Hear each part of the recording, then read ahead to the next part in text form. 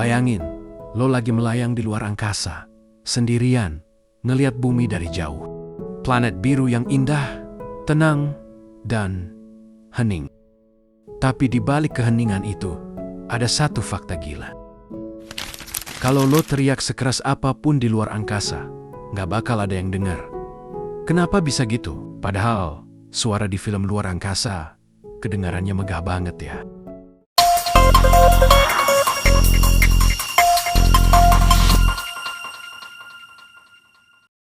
Sebelum kita bahas lebih jauh, kita harus ngerti dulu satu hal.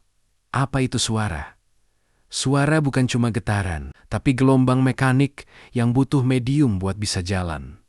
Artinya, dia cuma bisa bergerak lewat udara, air, atau benda padat. Tanpa medium, getaran itu nggak bisa sampai ke telinga kita. Nah, masalahnya, luar angkasa itu vakum, kosong banget. Gak ada udara, gak ada molekul yang bisa jadi jembatan buat gelombang suara. Jadi, meskipun ada ledakan super besar di luar sana, kalau lo ada di dekatnya tanpa alat, yang bakal lo rasain cuma cahaya dan getaran, tanpa suara. Hening total bro, sunyi, yang bahkan bisa bikin lo ngerasa sendirian di tengah jagat raya. Nah, ini bagian yang sering bikin orang salah paham. Di film-film kayak Interstellar atau Star Wars, suara ledakan di luar angkasa itu cuma efek dramatis.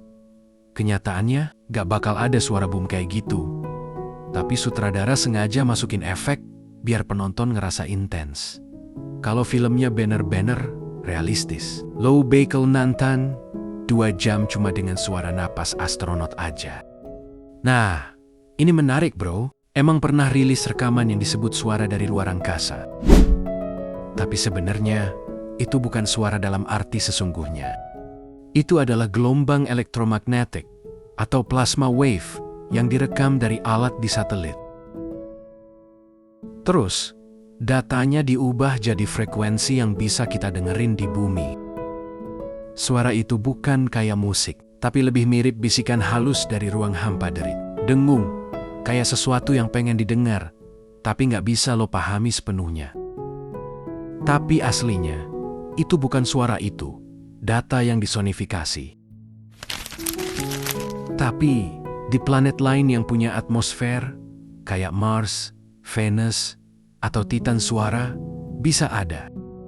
Tapi, suaranya bakal beda banget sama di bumi.